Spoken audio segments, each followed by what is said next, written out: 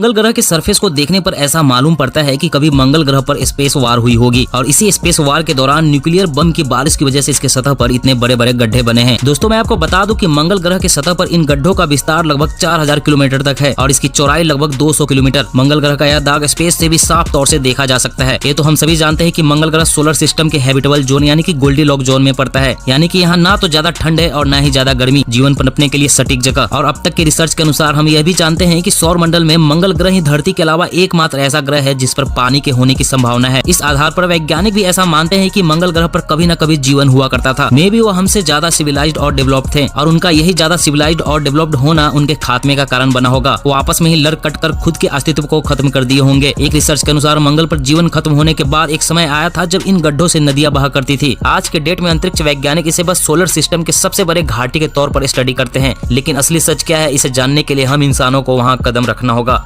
क्या होगा अगर धरती पर मौजूद सारी बर्फ पिघल जाए? क्या सारी बर्फ पिघलने से धरती और भी सुंदर दिखेगी? अगर धरती की सारी बर्फ पिघल जाए तो समुद्र का वाटर लेवल 230 फीट तक बढ़ जाएगा, जिसके कारण स्टैचू ऑफ लिबर्टी पानी में डूब जाएगी। मायामी और लंदन जैसे देश पानी में डूब जाएंगे। ऑस्ट्रेलिया का 70% भाग पानी में डूब जाएगा। सारी बर्फ पिघल जाने से एटमॉस्फेयर में कार्बन डाइऑक्साइड की मात्रा बढ़ जाएगी, जिसके कारण लोगों को सांस लेने में काफी दिक्कत होगी। समुद्र के सभी जीव और सभी भालू अपने घरों को छोड़ देंगे। बर्फ के पिघलने से समुद्र में बदलाव आएगा, जिसके कारण मौसम बदल जाएगा और रेगिस्तान में बारिश होने लगेगी। सूरज की किरणों को रिफ्लेक्ट करने के लिए बर्फ नहीं बचेगी, जिसके कारण सूरज समुद्र के पानी को भाप में बदल देगा और पूरे आसमान में बादल ही बादल छा जाएंगे, जिसके कारण काफी ज्यादा मात्रा में बारिश होगी और बाढ़ भी आ जाएगी।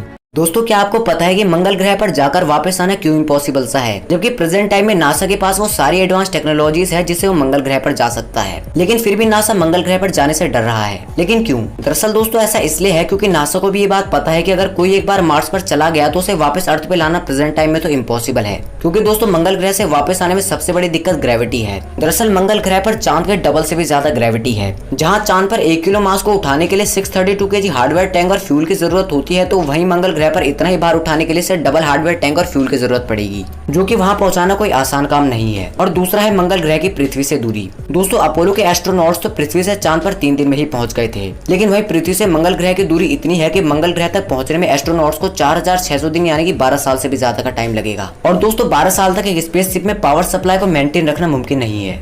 कहते हैं जिसने जन्म लिया है उसकी मृत्यु भी निश्चित है, लेकिन धरती पर 3 ऐसे भी जानवर पाए जाते हैं जो अजर हैं, अमर हैं, यानी वो कभी मर नहीं सकते।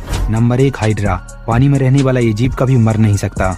जब इसके शरीर के अंग खराब हो जाते हैं तो ये उन अंगों को हटाकर नए अंग लगा लेता है। इसकी उम्र का अंदाजा आज तक वैज्ञानिक नहीं लगा पाए हैं। Number 2 lungfish. बता दें कि यह मछली अफ्रीका में पाई जाती है और इसकी खास बात यह है कि ये 5 साल तक बिना खाए पिए जीवित रह सकती है। कभी कभार सूखा पड़ने पर यह मछली पानी के सूखने के बाद खुद को जमीन के अंदर गाड़ लेती है और जब बारिश का मौसम आता है तो ये जमीन से बाहर निकल आती है। Number 3 jellyfish. अगर जेलीफिश को 2 भाग में काट दिया जाए तो वो मरती नहीं, बल्कि उससे 2 अलग अलग जेलीफिश का जन्म होता है। और अगर जेलीफिश मर जाती है तो उसका शरीर समुद्र की तलहटी में चला जाता है। लेकिन आश्चर्य की बात है कि इसकी कोशिकाएं फिर से इकट्ठा होकर पॉलिप बनाती हैं और इस पॉलिप से नई जेलीफिश का जन्म होता है।